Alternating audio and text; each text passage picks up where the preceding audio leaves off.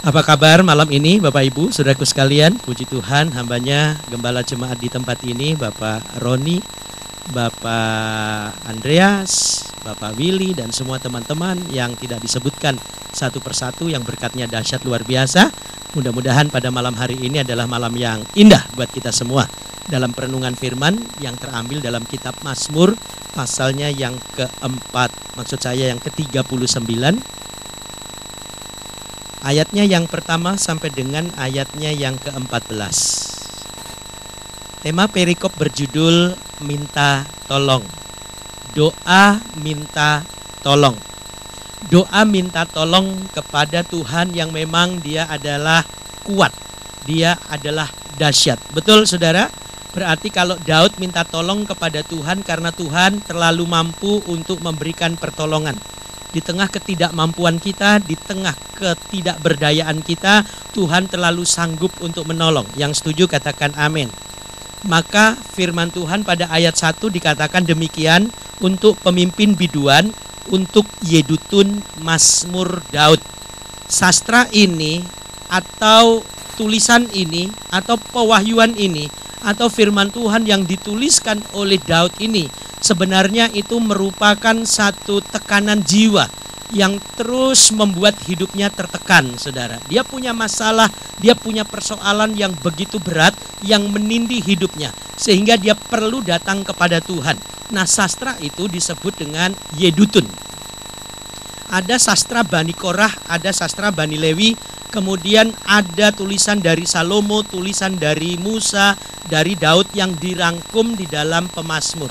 Maka kata pemazmur itu dalam bahasa Arab disebut zabur, saudara. Jadi kalau saudara kenal kata zabur, itu sebenarnya mazmur.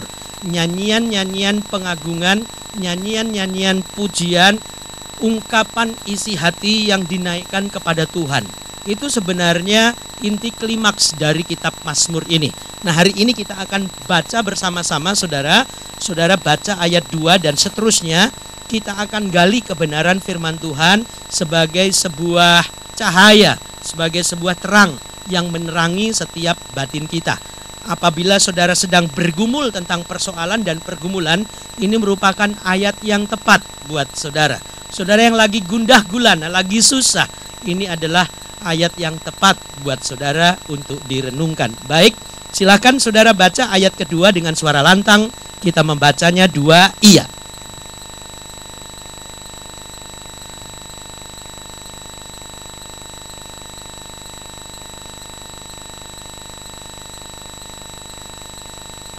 Ya, saudara yang lain diem aja nih. Ini baca di sini aja. Saudara bawa kitab suci enggak? Kalau enggak bawa kitab suci, bawa HP suci enggak, saudara? Kalau HP suci juga enggak dibawa, ya udah lihat ini aja, saudara ya. Kita baca sekali lagi sama-sama saya, yuk. 2 iya. Pikirku, aku hendak menjaga diri supaya jangan aku berdosa dengan lidahku. Aku hendak menahan mulutku dengan kekang selama orang fasik masih ada di depanku. Kenapa saudara? Daud meminta kepada Tuhan agar supaya Tuhan menolong untuk menjaga lidahnya. Karena kalau kita sedang punya persoalan, punya pergumulan, kadangkala lidah kita suka latah. Gampang marah lewat lidah, bersungut-sungut lewat lidah, amarah yang terus bertubi-tubi lewat lidah, ngamuk lewat lidah kita. Makanya di dalam kitab Yakobus lidah ini kecil, saudara, tetapi dia mampu mengendalikan suatu hal yang besar.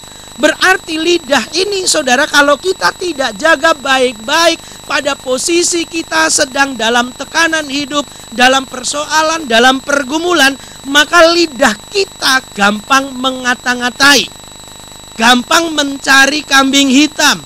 Kemudian lidah kita ini, saudara, sulit kalau kita udah marah, kemudian kita kekang. Betul enggak, saudara? Halo? Halo jamaah? Betul tidak, saudara? Nah, makanya Daud berdoa agar supaya dia diberikan kekuatan, kemampuan.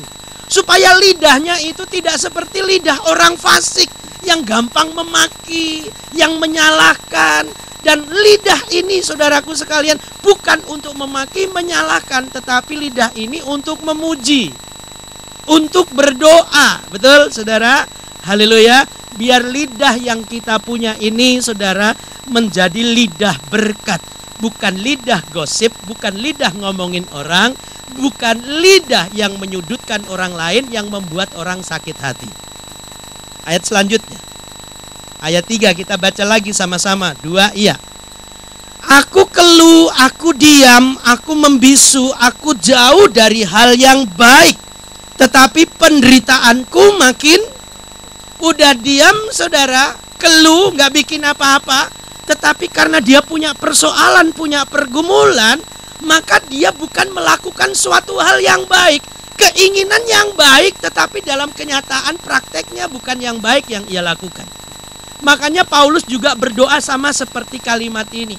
Aku menghendaki agar apa yang aku lakukan itu yang baik, tetapi bukan yang baik yang kulakukan, justru yang jahat. Betul enggak? Halo? Kita seringkali berdoa seperti itu, saudara. Kita memohon kepada Tuhan, Tuhan, apabila saya mentaati segala apa yang Tuhan kehendaki, saya mau berdoa, saya mau baca Alkitab, untuk tahun ini saya akan baca Alkitab sampai habis. Pada saat kita punya semangat, tapi coba giliran ada masalah, saya tanya, doa enggak? Baca Alkitab enggak? Memuji Tuhan enggak? Keluh, saudara. Itu yang dilakukan Daud. Dia diam, gak bikin apa-apa, tapi malah mikir yang jahat. Sialan, gue disakitin oleh orang ini loh. Orangnya udah tidur, kita yang ngomel, saudara. Malah kita gak bisa tidur. Kita marah sama orang lain yang bikin kesel kita tuh. Kalau perlu kita doain dia. Tuhan, jamah dia. Kalau perlu tempeleng Tuhan. Jadi berbuat jahat lidah kita, saudara. Banyak menantu-menantu yang disakiti oleh mertuanya, dia berdoa, Tuhan, mertua saya udah 75 tahun loh usianya. Bukankah firman-Mu berkata 70 sampai 80 tahun? Nah, jahat tuh, saudara. Itu kata-kata kutuk, bukan kata-kata berkat. Sedangkan lidah yang Tuhan berikan, yang ada di dalam diri kita, adalah lidah yang kita pergunakan untuk apa, saudara? Memuji dan memuliakan Tuhan. Yang setuju katakan amin. Betul, saudara. Makanya kalau kita dihimpit oleh tekanan baik-baik, saudara, dengar firman Tuhan ini. Baca lagi firman Tuhan. Diam, tetapi dia melakukan yang jahat. Berarti hatinya sedang bergejolak, pikirannya menerawang kemana-mana. Hati-hati, saudara. Kita lanjut. Ayat 4. Nah, hatiku apa, saudara? Bergejolak dalam diriku, menyala seperti api. Ketika aku berkeluh kesah, aku berbicara dengan terjawab kan? Kita kadang-kala suka begitu loh, saudara, ngomel. Akhirnya kita ngomel sendiri di kamar kita, brengsek sialan itu orang. Dia kenapa dia nyakitin saya, udah gak salah kok masih diungkit-ungkit masa lalu lagi. Hidup saya udah berusaha untuk baik, tetapi kenapa orang itu bikin begitu ya? Setan bener tuh. Bener, saudara. Itu manusiawi loh. Kadang-kala kalau kita kesel, itu hati kita bergejolak. Pikiran kita, mulut kita keluar kata-kata yang kotor, kata-kata menghujat. Jangankan rakyat jelata yang gak punya pendidikan, pendeta aja begitu. Ini Julius lah, yang lain sih enggak, saudara. Cuman Julius aja sih. Kadang-kadang suka, saya udah bikin yang baik, kenapa ya? Masih aja diomongin. Yang baik aja diomongin, apalagi yang jelek, saudara. Kuncinya cuman sederhana. Kita itu tidak mampu memuaskan semua orang. Berarti kemampuan kita terbatas, kehebatan kita terbatas, kekuatan kita pun terbatas. Makanya Daud minta tolong kepada kuasa yang tanpa batas, yaitu kekuatan Tuhan. Yang setuju katakan amin. Ayat yang keberapa, saudara? Yang kelima. Ayo kita baca sama-sama. 2, iya. Iya Tuhan, beritahukanlah kepadaku ajalku dan apa batas umurku, supaya aku mengetahui betapa fananya aku. Akhirnya Daud menyadari bahwa memang manusia itu terbatas. Makanya sebelum ajal tiba, saudara, dia berdoa. Ada 2 hal yang seperti saya ucapkan tadi, bahwa kita minta tolong kepada Tuhan. Yang pertama adalah supaya Tuhan memberikan kemampuan kepada kita untuk mampu menjaga lidah kita. Yang kedua, ini tadi, bahwa Daud sedang berdoa minta tolong kepada Tuhan agar supaya pada saat ajal tiba Tuhan memberitahukan. 1 Petrus pasal 1 ayat 14-15 kalau nggak salah ya saudara ya. Itu Petrus juga berdoa kepada Tuhan dan Tuhan memberitahukan kapan kau mati. Nah rupanya saudara, orang yang dekat dengan Tuhan, yang memiliki hubungan yang baik dengan Tuhan, dia juga harus jaga hidupnya agar supaya pada saat Tuhan menjemput kita, kita dalam posisi rohani yang tinggi. Jangan sampai di tengah-tengah keberdosaan kita. Itu bahaya, saudara. Daud di dalam pasalnya yang ke-18 atau 19 saya lupa, dia berdoa begini, saudara. Tuhan jangan cabut nyawaku dikala aku sedang berada di tengah-tengah pendosa. Artinya tatkala ia juga berada di tengah-tengah orang berdosa dan dia juga berdosa. Makanya firman Tuhan juga mengajar kepada kita agar supaya hidup kita tidak bercacat, tidak bercela. Amin. Haleluya, saudara. Karena tidak satu manusia pun yang tahu kapan ajal itu tiba. Daud menyadari, saudara, sekalipun dia sang raja, dia memiliki kekuatan, dia memiliki kuasa, punya pengaruh, punya kekuatan hukum, dia punya uang, punya segala-galanya. Tetapi kalau urusan kematian, maka tidak ada kekuatan manusia pun, raja sekalipun, kaisar sekalipun, presiden sekalipun yang mampu untuk menolaknya. Halo? Giliran ngomong tentang ajal pada diem saudara. Halo? Haleluya. Jadi makanya hati kita perlu jaga baik-baik saudara. Karena banyak manusia itu membangun hidupnya itu membangun karirnya, membangun masa depannya, itu untuk sampai kesuksesan finansial saja. Tapi kebanyakan kita lupa bahwa kita lupa membangun rumah kehidupan yang akan datang. Jadi dua-duanya penting. Kita bangun untuk kehidupan yang sekarang, yang sementara, tetapi jangan lupa kita juga harus membangun kehidupan sukses kita di masa yang akan datang. Karena 70-80 tahun itu tidak ada artinya saudara, dibandingkan dengan kehidupan 1 juta tahun. Betul tidak? 1 juta tahun itu juga tidak ada artinya dibandingkan dengan 1 miliar tahun. Nah 1 miliar tahun itu tidak ada artinya jika dibandingkan dengan kekekalan. Nah kadangkala yang kita bangun cuma 70, 80 sampai 100 tahun kita hidup di dunia, tetapi masa yang akan datang kita lupa membangunnya. Makanya Yesus berkata begini, jangan simpan harta di bumi karena ngengat, karat, pencuri merusak dan mencurinya. Tetapi simpan hartamu di sorga karena ngengat, karat, pencuri tidak merusak dan mencurinya. Nah pertanyaan saya adalah, apa yang kita simpan harta di sorga?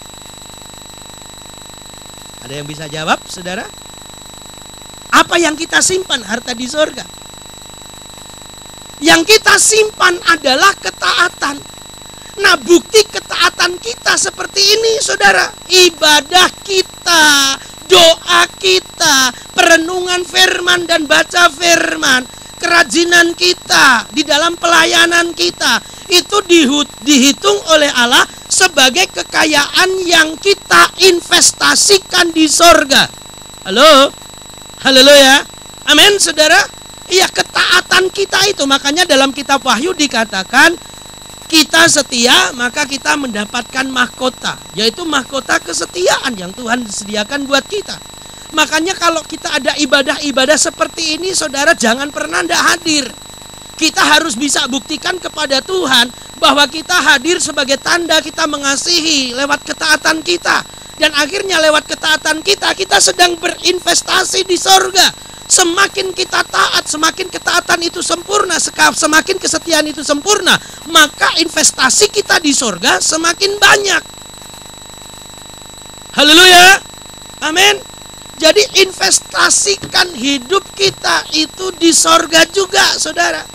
Jangan kita cuma investasi hidup kita ya dalam dunia yang sementara. Oke, kita sukses di dunia di sekarang ini saudara, tetapi hati-hati pada saat Tuhan memanggil hidup kita dan Tuhan memberkati kita dengan dipanggilnya kita pulang, posisi rohani kita sedang terpuruk. Nah hati-hati, Daud menyadari saudara hal itu. Makanya dia berdoa kepada Tuhan, ya Tuhan, beritahukanlah kepadaku ajalku dan apa batas umurku. Akhirnya dia sadar, Mazmur 91 nanti dia tulis begini, bahwa hidup manusia hanyalah 70 sampai 80 tahun saja. Itu hasil perenungan loh saudara. Itulah yang diberitahukan oleh Tuhan kepada Daud. Haleluya. Nah, kita perlu tanya nggak sama Tuhan seperti itu? Alkitab memberikan batasan 70 sampai 80 tahun. Bisa lebih? Bisa. Buktinya orang-orang Eropa, saudara, kenapa ekonomi Eropa terpuruk? Karena dia sedang memberikan dana kepada orang-orang yang udah tua, saudara. Jadi orang-orang tua di sana itu digaji. Tiap bulan itu diberikan santunan. Dan itu lumayan besar, saudara. Tetapi orang-orang yang dibayar itu dipikir cuma 70 sampai 80 tahun. Sampai 90 tahun nggak mati-mati loh saudara. Makanya dia supply terus. Nah, Eropa sedang bangkrut karena itu saudara. Orang tua, nggak ada perang, orang tua banyak, potensi kerjanya udah nggak ada, tetapi pemerintah terus supply. Coba itu terjadi di Indonesia ya saudara ya. Wah, kayaknya orang Indonesia tuh mantep-mantep. Nggak ada tuh pengemis-pengemis gitu di perapatan jalan. Sambil minta, Pak, tak dong Pak, belum makan Pak. 1 minggu belum makan Tony Romas Pak. Betul saudara. Jadi makanya ekonomi di Eropa agak sedikit goncang. Salah satunya terlalu banyak dana itu dipergunakan untuk menyantuni orang-orang janda, orang-orang tua, orang-orang yang udah pensiun, saudara. Dan itu besar biaya hidup di sana, saudara. Tapi puji Tuhan kehidupannya juga makmur-makmur. Coba di Indonesia seperti itu, itu kayaknya Indonesia juga makmur-makmur ya, saudara ya. Puji Tuhan. Ayat selanjutnya, ayat yang keberapa, saudara? Ayatnya yang ke-6, mari kita baca. 2, iya. Sungguh hanya beberapa telempap saja kau tentukan umurku. Bagimu hidupku seperti sesuatu yang hampa. Ya, setiap manusia hanyalah apa saudara? Nah, bahasa itu saudara. Dia raja loh. Dia punya segala-galanya, tapi dia sadar bahwa rupanya hidup itu hanya sementara. Setelempap saja. Saudara, satu telempap tahu nggak? Kalau saudara ambil batu terus lempar, sepelemparan begitu, itu setelempap namanya. Mau kenceng, mau sekuat tenaga, mau asal lempar, itu namanya setelempap. Artinya pendek. Jarak hidup manusia itu pendek, saudara. Pak Andreas, waktu masih main kenikir, waktu kecil dulu, masih SD, masih inget ya? Wah, masih loh, saudara. Masih loh, saudara. Berarti kalau kita inget review lagi nih Pak Andreas ya, kayaknya waktu itu belum lama ya. Nah, sekarang umurnya udah berapa Pak Andreas? Oh, puji Tuhan, 28 loh saudara. Enggak, maksudnya 64 tetapi kelihatan seperti 46 kan?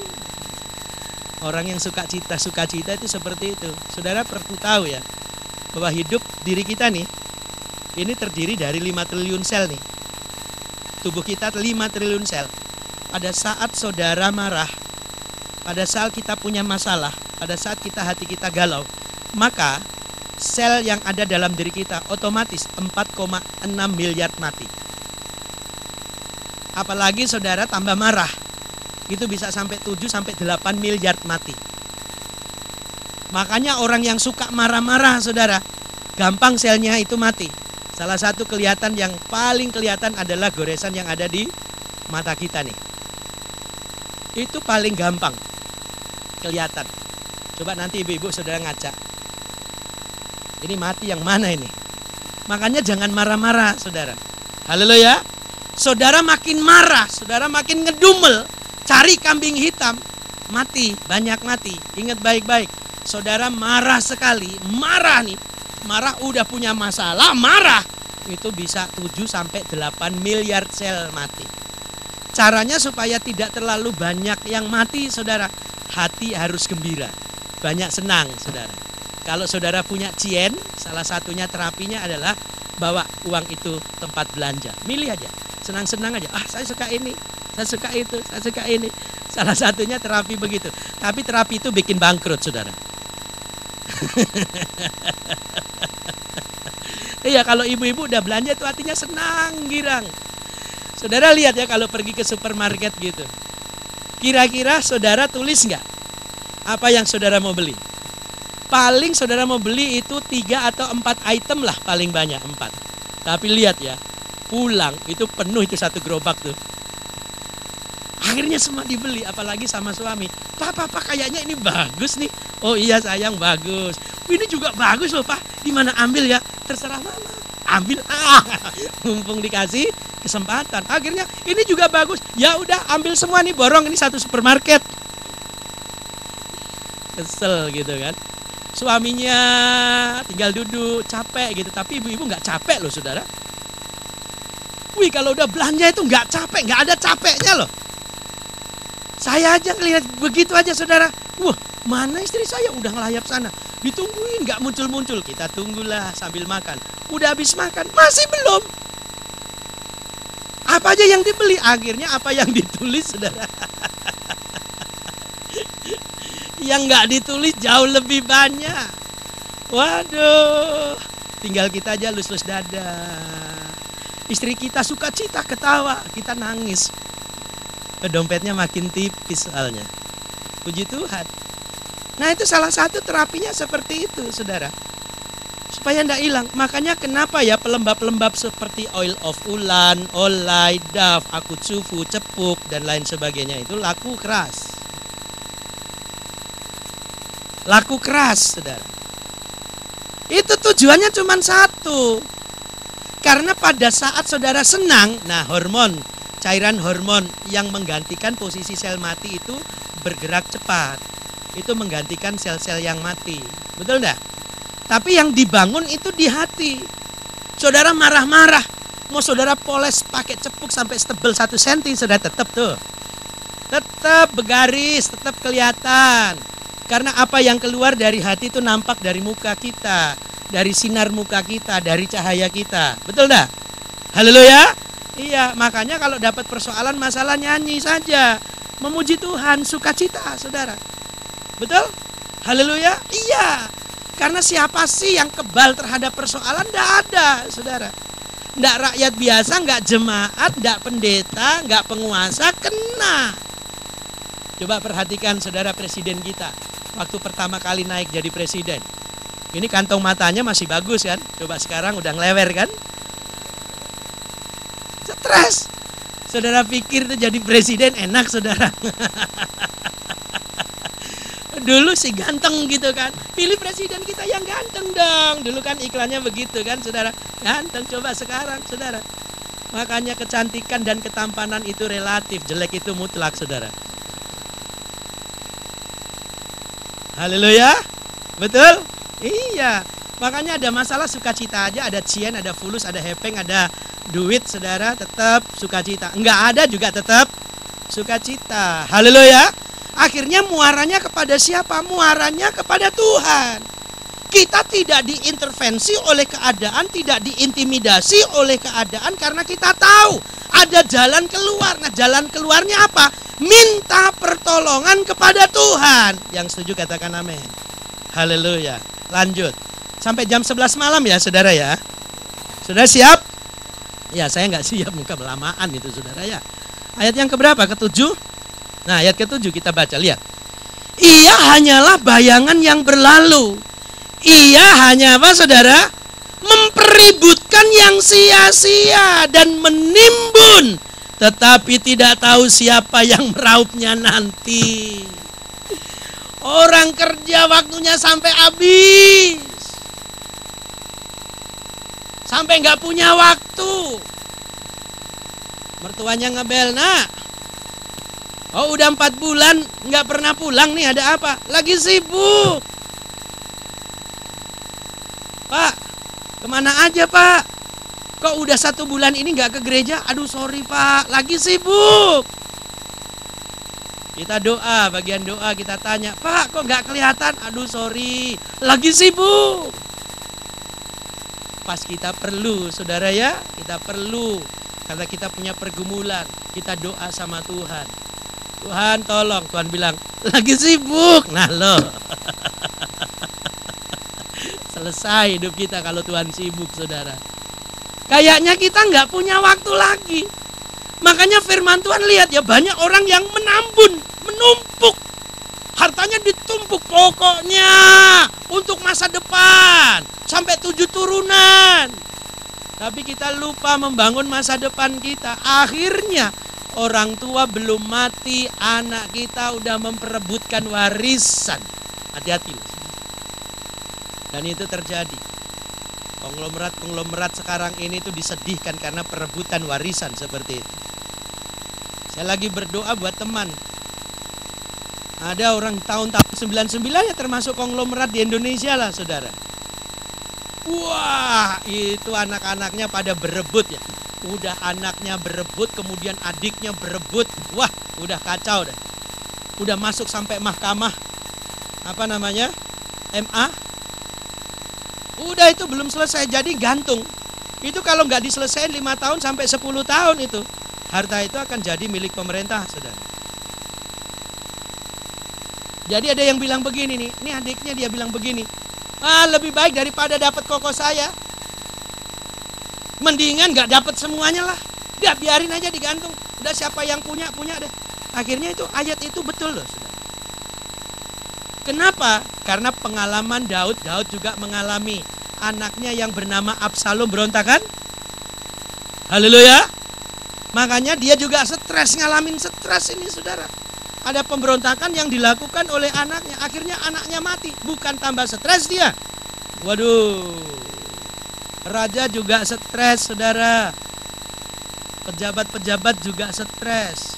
Jangankan pejabat, kita aja stres ya kalau ngadepin masalah persoalan. Betul nggak? Baru ngadepin pekerjaan kecil aja, aduh kadangkala bikin stres. Kita lihat anak-anak kita saling ribut, kita juga stres. Makanya hidup kita, saudara, perhatikan ayat itu, ia hanyalah bayangan yang berlalu. Artinya sementara. Mazmur yang lain mengatakan hidup manusia seperti bunga rumput. Sebentar dia mekar, kemudian dia layu dan mati. Yakobus bicara hidup manusia seperti uap yang sebentar ada. Matahari bersinar, kemudian dia lenyap, menghilang entah kemana. Nah, mari kita jaga kehidupan kita supaya pertolongan kita, saudara, datang dari Tuhan. Yang setuju katakan amin. Bilang masalah itu biasa, berkat itu luar biasa. Amin. Masalah itu berkat bukan? Halo? Kalau saya tanya sama saudara nih, masalah itu berkat bukan? Masalah itu juga berkat, saudara. Kadangkala justru di tengah masalah kita lihat mujizat kan? Kita dapat jalan keluar. Karena lewat persoalan kadangkala Allah sedang melatih satu. Apa yang ia latih? Kesabaran kita. Yang kedua, apa yang dia latih? Kedewasaan kita. Apa yang dia latih? Iman kita. Betul? Haleluya. Dan yang keempat, apa yang dia latih? Kesetiaan kita. Itu yang dia latih, saudara. Maka kalau kita diperhadapkan dengan situasi yang sulit, nah itu tandanya bahwa kita siap untuk menantikan mujizat. Yang setuju katakan amin. Ayat 8. Dan sekarang apakah yang ku nanti-nantikan ya Tuhan? Kepadamulah aku apa, saudara? Berharap. Jadi poin yang ketiga, pertolongan atau permintaan pertolongan lewat doa kita adalah agar supaya kita memiliki pengharapan. Pengharapan kita bukan kepada dunia ini, bukan pada kekayaan kita, bukan kepada yang fana ini, tetapi pengharapan kita kepada Tuhan. Amin. Yang punya kehidupan. Karena kehidupan di dunia ini sementara akan berlalu, tetapi kehidupan yang akan datang itu akan siap menjemput kita. Makanya kalau saya memberikan penghiburan tatkala ada orang yang meninggal di tengah duka cita, keluarga-keluarga itu saya berikan suatu hal yang cukup membangun, saudara. Dalam arti begini, saya berkhotbah tentang kematian orang percaya. Ada beberapa poin. Kematian orang percaya, orang benar, bukanlah titik, tapi koma. Masih ada kalimat penjelasan yang perlu dijelaskan. Masih ada kalimat-kalimat kehidupan yang menyertainya. Yang kedua, kematian orang benar bukanlah akhir, tapi adalah sebuah awal dari kehidupan yang baru. Nah, yang ketiga, kematian orang percaya, orang benar bukanlah derita besar, tetapi sukacita besar. Betul? 1 Yohanes mengatakan begini, orang yang mati di dalam Tuhan sekalipun ia mati, ia tetap hidup. Tidak ada kematian, saudara. Kita sebenarnya sedang bermetamorfosis, perpindahan dari yang fana menuju kepada yang mulia. Betul? Haleluya. Lihat ya, ulet itu saudara. Waktu dia makan daun-daunan itu serakahnya minta ampun. Tetapi pada saat dia mati, jadi kepompong itu saudara. Dia diem, ternyata di situ tidak mati. Kalau kita lihat dia mati, kering, tidak ada apa-apanya. Kayaknya nggak ada kehidupan, tetapi di dalamnya itu ada kehidupan. Dia sedang membentuk menjadi ulet yang baru yang namanya kupu-kupu. Betul tidak? Haleluya. Begitu dia keluar saudara, orang akan kagum. Waduh tuh binatang itu indahnya minta ampun. Hidup kita pun sama. Dari kehidupan yang fana, yang menyeramkan seperti ulet saudara, yang serakah, yang rakus. Tapi pada saat kita menghadap Tuhan, Tuhan mampu mengubah hidup kita menjadi sesuatu yang mulia. Yang setuju katakan amin. Kalau saudara nggak keberatan, tepuk tangan dong yang meriah buat Tuhan Yesus. Ayat yang keberapa saudara? Jadi pengharapan utama kita dalam minta tolong kepada Tuhan itu terus kita lakukan. Setiap waktu, setiap saat. Yang setuju katakan amin. Ayat 10 ya saudara ya. Ayat 9. Lepaskanlah aku dari segala pelanggaranku. Jangan jadikan aku apa saudara? Celaan orang bebal. Ini doa kita juga. Aku keluh, tidak kubuka mulutku. Sebab engkau sendirilah yang bertindak. Ayat 11 perhatikan. Hindarkanlah aku daripada apa saudara? Pukulanmu, aku remuk karena serangan tanganmu. Ia telah berbuat salah. Kejadian ini itu berlarut sampai ayat pasal 50 saudara. Kenapa? Karena dosa Daud itu besar sekali. 1, dia bunuh Uria. Kemudian dia ambil istri Uria. Dia sengaja bunuh agar supaya dia bisa mengambil siapa istri Uria ya? Namanya siapa saudara? Betseba. Dia ambil. Dan ternyata pada saat Betseba itu hamil dan melahirkan anak, anaknya sakit parah saudara, mau mati. Wah, dia stres. Dari situlah gejolak keluarga itu. Keluarga Daud dari istri yang lama saudara itu bergejolak. Punya akar pahit, punya dendam yang panjang. Nah makanya dia mengalami satu situasi yang begitu mengekang hidupnya. Karena dia telah melakukan dosa. Makanya dosa itu harus diberesin. Betul tidak saudara? Dia harus dibereskan. Karena apa saudara? Karena dosa itu akan terus mengejar, akan membuat kita salah. Dan akhirnya kalau dosa itu diintimidasi oleh iblis, diambil sebagai alat tunggangan iblis. Iblis itu selalu mendakwa kita dengan dosa-dosa itu. Makanya dosa apapun yang kita buat saudara, kalau malam ini engkau dengar firman Tuhan, biarlah kita bertobat. Yang setuju katakan amin. Haleluya. Biarlah kita bertobat. Kenapa? Perhatikan ayat 12. Engkau menghajar seseorang dengan hukuman karena kesalahannya dan menghancurkan keelokannya sama seperti apa saudara? Gegat. Sesungguhnya setiap manusia adalah kesia-siaan belaka. Salomo juga pernah mengalami. Salomo malah berkata begini saudara, segala sesuatu di bawah kolong langit ini adalah usaha sia-sia. Usaha manusia di bawah kolong langit ini seperti usaha menjaring angin. Semuanya sia-sia. Padahal dia raja. Dia karir positifnya itu hebat. Dia bangun bait Allah yang begitu luas, begitu besar, dan setiap kolom-kolomnya itu dilapisi emas. Kemudian perabotan rumah Allah terdiri dari perak dan emas. Karir sampai hari ini, karir untuk membangun rumah ibadah kepada Tuhan, belum ada yang bisa mengalahkan, saudara.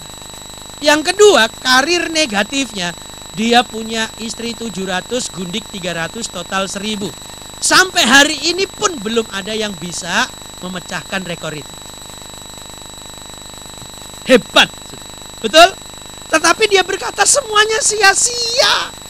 Istana yang dia bangun begitu mewah, sia-sia, nggak bisa menolong, saudara. Nggak bisa menolong. Kenapa? Karena dia mengalami yang namanya tua. Tua itu pasti, tetapi untuk menjadi dewasa itu butuh proses, betul? Ternyata pada saat dia tua, kekayaannya tidak bisa membeli kemudahan. Tidak bisa lagi memulihkan masa mudanya seperti dulu, tidak bisa. Dan dia akhirnya larut dalam kesedihan. Ternyata hidup manusia itu cuma segini, saudara. Pada saat dia udah nggak berdaya, dia udah sakit-sakitan, saudara, maka dia berkata kepada Tuhan semuanya sia-sia. Tetapi kalimat itu tidak berhenti sampai di situ. Ada lanjutan kalimat, dia berkata, tetapi orang yang takut akan Tuhan, ia akan melihat kemuliaannya. Tapi itu di pengkhotbah yang udah terakhir-terakhir, saudara. Keluhan yang sama pun sama. Daud juga merasakan keelokannya, saudara, seperti gegat. Kecantikan orang, ketampanan orang itu seperti gegat. Artinya itu dimakan waktu.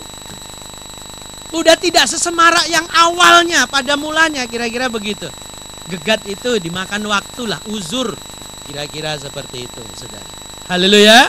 Dan manusia pada saat usia-usia uzur enggak bisa ngapa-ngapain lagi. Tinggal nunggu waktu, kira-kira begitu. Ini adalah satu kesedihan, makanya disebut dengan sastra Yedutun. Jadi ungkapan tekanan batin yang keluar dari mulut seseorang. Kalau saudara dengar lagu-lagu yang agak-agak cengeng yang berisi tentang kepahitan, akar pahit, itu dalam konteks Yedutun.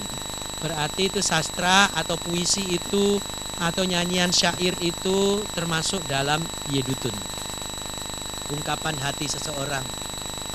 Kalau saudara dengar nyanyian-nyanyian yang penuh dengan keluh kesah gitu, beban yang berat, itu kebanyakan nyanyian lagu-lagu Kristen kan berisi begitu ya, saudara ya.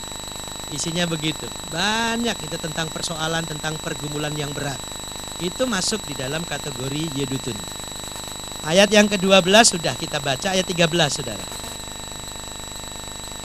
Dengarkanlah doaku ya Tuhan, dan berilah telinga kepadaku teriakku minta tolong. Janganlah berdiam diri melihat air mataku, sebab aku menumpang padamu. Aku pendatang seperti semua nenek moyangku. Akhirnya kita sadar, pada saat kita tua, ada sebuah penyerahan diri kepada Tuhan. Dan akhirnya saudara dan saya harus siap. Betul? Nah, tanda-tandanya kalau kita udah mau menghadap tuh ada dua, saudara. Yang pertama sakit. Nah, kalau udah sakit, nah itu kita mesti perlu bersiap-siap. Artinya Tuhan memberikan kesempatan kepada kita supaya diberikan waktu untuk bisa berdoa. Jangan malah ngumpat sama Tuhan tuh, saudara. Kita udah sakit, iya kalau sembuh, kalau lewat dosa kita. Makanya saya bilang tadi, usahakan posisi rohani kita itu pada posisi puncak, baru kemudian Tuhan panggil pulang. Jangan pada saat posisi itu terpuruk dan jatuh. Wah, hanya ada dua kalimat yang akan Tuhan sapa kepada kita. Yang pertama kalimatnya berbunyi begini. Hei hambaku yang setia, sabaslah, mari masuk dalam perjamuan anak domba. Kita dilayani oleh malaikat Tuhan. Tetapi kalimat yang menakutkan berbunyi begini. Hambaku yang jahat, enyah dari hadapanku, hai pembuat kejahatan, karena aku tidak mengenal engkau. Kita teriak sama Tuhan, Tuhan, bukankah aku yang membangkitkan orang mati demi namamu?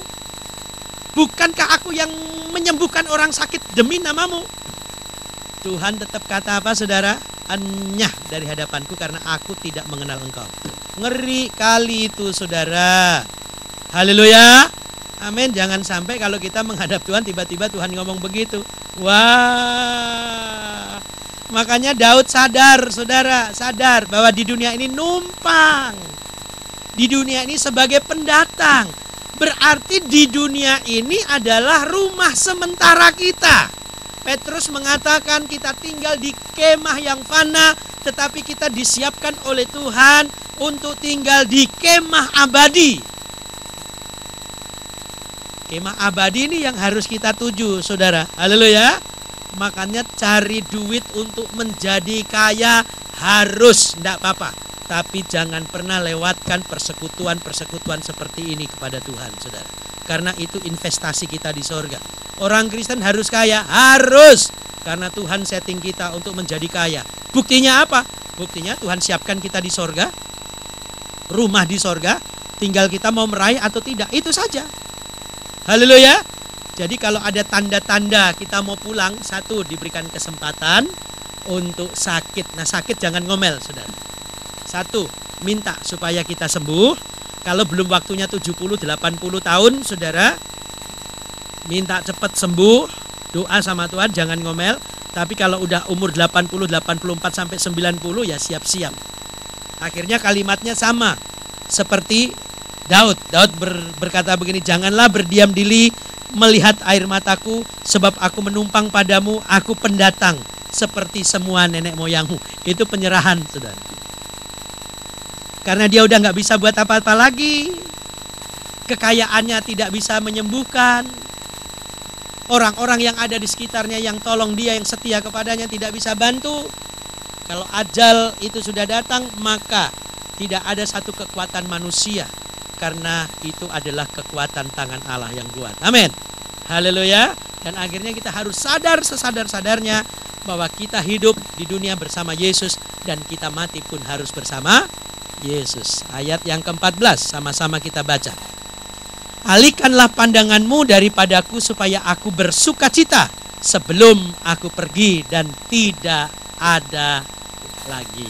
Jadi dalam kondisi yang parah sekalipun tetap bersuka cita. Belajar terima kasih. Saya belajar pada saat sakit mengucap syukur Tuhan. Kalau Tuhan masih berikan kesempatan saya hidup, pasti saya hidup. Tetapi kalau memang ini akhir dari kehidupan saya, biarlah hati saya tidak menghujat Tuhan, tetapi bersyukur dan berterima kasih. Karena itu suatu keharusan, saudara. Ingat baik-baik, di dalam setiap kehidupan kita, kita tidak tahu hari esok apa yang akan terjadi atas hidup kita. Usahakanlah agar supaya posisi rohani kita tetap terus ada di level yang tinggi. Sukses buat saudara, maju terus. Tuhan Yesus memberkati. Amin.